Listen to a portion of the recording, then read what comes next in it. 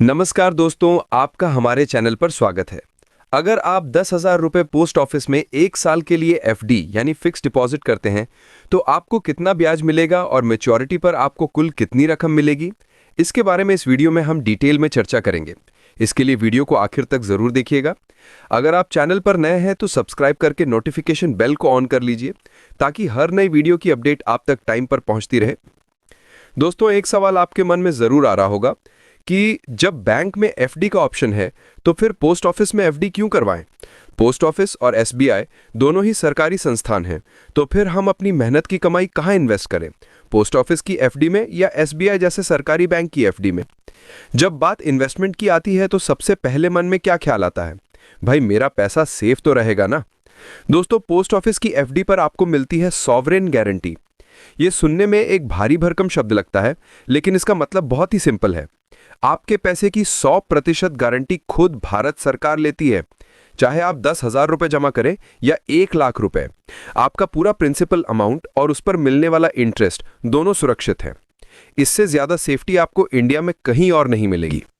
Bank FD भी safe होती हैं, लेकिन यहां एक छोटा सा परंतु है। बैंक्स में आपका पैसा डीआईसीजीसी नाम के एक संस्था द्वारा इंश्योर्ड होता है।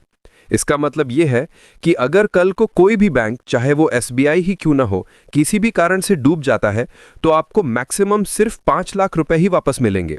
इसमें आपका प्रिंसिपल और ब्याज दोनों शामिल होते हैं। तो अगर आपकी सुरक्षा ही सबसे बड़ी प्रायोरिटी है और आप 1% भी रिस्क नहीं लेना चाहते तो पोस्ट ऑफिस आपके लिए एक आशीर्वाद की तरह है। पैसे की सुरक्षा की बात तो हो गई, अब बात करते हैं मुनाफे की यानी रिटर्न्स की। पोस्ट ऑफिस में ब्याज दर हर 3 महीने में सरकार द्वारा रिवाइज की जाती है।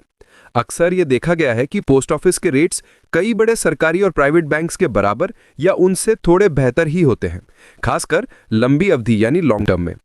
फिलहाल 1 साल की एफडी पर 6.9% का सालाना इंटरेस्ट मिल रहा है, 2 साल की एफडी पर 7%, 3 साल की एफडी पर 7.1% और 5 साल की फिक्स डिपॉजिट करवाने पर 7.5% का इंटरेस्ट दिया जा रहा है। जब फिक्स डिपॉजिट यानी एफडी की बात आती है तो पोस्ट ऑफिस और स्टेट बैंक ऑफ इंडिया जैसे बड़े सरकारी बैंक दोनों ही भरोसेमंद नाम हैं। लेकिन ब्याज दर यानी इंटरेस्ट रेट के मामले में दोनों में कुछ अहम फर्क हैं जो आपके रिटर्न्स पर सीधा असर डालता है। आइए सितंबर 2025 के अनुसार इनकी ब्याज दर की तुलना करके देखते हैं। पहले बात करते हैं आम जनता के लिए।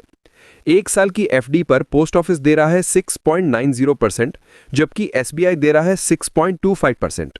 यहां आपको सीधा 65% का फायदा मिलता है। 2 साल की एफडी पर पोस्ट ऑफिस में मिल रहा है 7.00% और एसबीआई में 6.45%। यहां भी पोस्ट ऑफिस 55% से आगे है। 3 साल की एफडी पर पोस्ट ऑफिस का रेट है 7.10% और एसबीआई का है 6.30%। मतलब आपको मिलता है पूरे 80% का जबरदस्त फायदा। 5 साल की एफडी में तो पोस्ट ऑफिस ने कमाल ही कर दिया है। पोस्ट ऑफिस दे रहा है 7.50%, जबकि एसबीआई दे रहा है सिर्फ 6.05%। दोस्तों, ये 1.45% का एक बहुत बड़ा फर्क है जो 5 साल में आपके रिटर्न्स को काफी बढ़ा देगा। तो जैसा आपने देखा, आम नागरिकों के लिए ब्याज के मामले में हर टेन्योर में पोस्ट ऑफिस एफडी ही सबसे फायदेमंद साबित होगी। अब बात करते हैं हमारे सीनियर सिटीजन्स की। एसबीआई अपने सीनियर सिटीजन कस्टमर्स को हमेशा 50% एक्स्ट्रा ब्याज देता है, जबकि पोस्ट ऑफिस में सबके लिए रेट बराबर है। आइए देखते हैं इस एक्स्ट्रा ब्याज से क्या फर्क पड़ता है। 1 साल की एफडी पर पोस्ट ऑफिस का रेट है 6.90%, जबकि एसबीआई का सीनियर सिटीजन रेट है 6.75%। यहां अभी भी पोस्ट ऑफिस थोड़ा सा आगे निकल जाता है। 2 साल की एफडी पर पोस्ट ऑफिस में मिल रहे हैं 7.00% और एसबीआई में 6.95%। यहां भी पोस्ट ऑफिस बहुत मामूली फर्क से आगे है। 3 साल की एफडी पर यहां पासा पलट जाता है। पोस्ट ऑफिस का रेट है 7.10%, लेकिन एसबीआई का सीनियर सिटीजन रेट है 7.25%। तो 3 साल के निवेश के लिए एसबीआई बेहतर विकल्प है। 5 साल की एफडी में तो पोस्ट ऑफिस ने कमाल ही कर दिया है। पोस्ट ऑफिस दे रहा है 7.50% और एसबीआई भी अपने सीनियर सिटीजन्स को 7.50% ऑफर कर रहा है। यहां दोनों बिल्कुल बराबर हैं। तो सीनियर सिटीजन्स के लिए 1 और 2 साल के लिए पोस्ट ऑफिस बेहतर है, 3 साल के लिए एसबीआई बेहतर है और 5 साल के लिए दोनों बराबर हैं। सिर्फ सेफ्टी और ब्याज ही सब कुछ नहीं होता, कुछ और भी चीजें हैं जो आपको पता होनी चाहिए। फ्लेक्सिबिलिटी।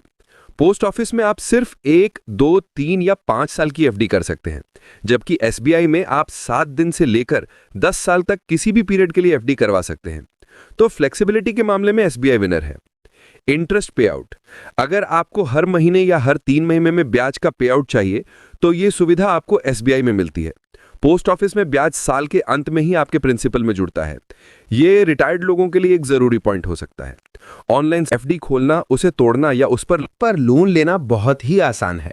पोस्ट ऑफिस की सुविधाएं भी ऑनलाइन हो रही हैं, लेकिन अभी भी वो एसबीआई जैसी स्मूथ और यूजर फ्रेंडली नहीं है। इस मामले में भी एसबीआई आगे है। तो इतने सारे पॉइंट्स के बाद आखिरी फैसला क्या है? देखिए, इसका जवाब आपकी जरूरत में छिपा है। आपको पोस्ट ऑफिस एफडी चुनना चाहिए अगर आपके लिए सुरक्षा ही सबसे ऊपर है और आप 1% भी रिस्क नहीं लेना चाहते। आप एक आम नागरिक हैं क्योंकि आपको हर टेन्योर में बेहतर ब्याज मिलेगा।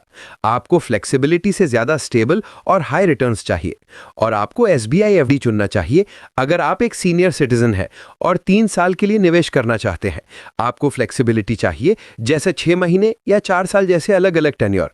आपको ऑनलाइन बैंकिंग की आदत है और सारी सुविधाएं घर बैठे चाहिए। आपको अपने खर्चों के लिए रेगुलर मंथली इंटरेस्ट चाहिए।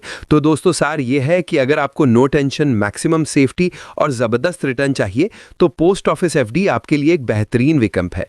लेकिन अगर आपको सुविधा, फ्लेक्सिबिलिटी और सीनियर सिटीजन्स के लिए मिलने वाले खास फायदे चाहिए तो एसबीआई एफडी आपकी जरूरतों को बेहतर तरीके से पूरा कर सकती है। अब सीधे मुद्दे पर आते हैं और आपको बताते हैं कि 10,000 रुपए पोस्ट ऑफिस में 1 साल के लिए एफडी करने पर साल के अंत में आपको कितना ब्याज मिलेगा। जैसा कि हमने आपको बताया, फिलहाल 1 साल की एफडी पर 6.9% का सालाना इंटरेस्ट मिल रहा है। लेकिन दोस्तों, यहां पर एक खास बात आपको समझनी है। पोस्ट ऑफिस का इंटरेस्ट हर 3 महीने में कंपाउंड होता है। इसका मतलब है कि हर 3 महीने में आपका जितना ब्याज बनता है वो आपके प्रिंसिपल अमाउंट के साथ जुड़ जाता है और फिर इस पूरे अमाउंट के ऊपर आपको अगले 3 महीने तक ब्याज मिलता है। इस कंपाउंडिंग की वजह से आपका फाइनल इंटरेस्ट 1 साल में 708 रुपए बनेगा। तो 1 साल के एंड में 10,000 रुपए इन्वेस्ट करने पर आपको 10,708 रुपए मिलेंगे। यहां सबसे जरूरी बात जो ध्यान में रखनी है वो ये है कि एफडी पर मिलने वाला ब्याज टैक्सेबल होता है। ध्यान से सुनिएगा, अगर आपकी उम्र 60 साल से कम है और आपका 1 साल का टोटल इंटरेस्ट 40,000 रुपए से ज्यादा हो जाता है तभी पोस्ट ऑफिस टीडीएस काटेगा। अगर आपकी उम्र 60 साल से ऊपर है तो यह लिमिट 1 लाख रुपए है। लेकिन 10,000 की एफडी पर इतना ब्याज नहीं बनता, इसलिए छोटे इन्वेस्टर्स को इसकी टेंशन लेने की कोई जरूरत नहीं है। तो पोस्ट ऑफिस एफडी में इन्वेस्ट करने के 2 मेन तरीके हैं, ऑफलाइन यानी पोस्ट ऑफिस जाकर, और ऑनलाइन अगर आपका पोस्ट ऑफिस में सेविंग्स अकाउंट है। दोनों ही तरीके बहुत आसान है। पहले हम बात करते हैं सबसे आम तरीके की, ऑफलाइन मेथड। आपको कुछ बेसिक डॉक्यूमेंट्स की जरूरत पड़ेगी तो उन्हें पहले से तैयार रखिएगा। आधार कार्ड, पैन कार्ड और 2 से 3 पासपोर्ट साइज फोटोज। ये चीजें साथ में लेकर आपको बस अपने घर के पास जो पोस्ट ऑफिस की ब्रांच है वहां जाना है। पोस्ट ऑफिस में जाकर पोस्ट ऑफिस से अकाउंट ओपनिंग फॉर्म या टीडी अकाउंट ओपनिंग फॉर्म ले लीजिए। फॉर्म में सारी डिटेल्स जैसे कि अपना नाम, एड्रेस, पैन नंबर और आप कितने सालों के लिए एफडी करवाना चाहते हैं, 1, 2, 3 या 5 साल, सब ध्यान से फिल कीजिए। नॉमिनी यानी जिसे आपके बाद एफडी का पैसा मिलेगा की डिटेल्स भी भरना जरूरी है।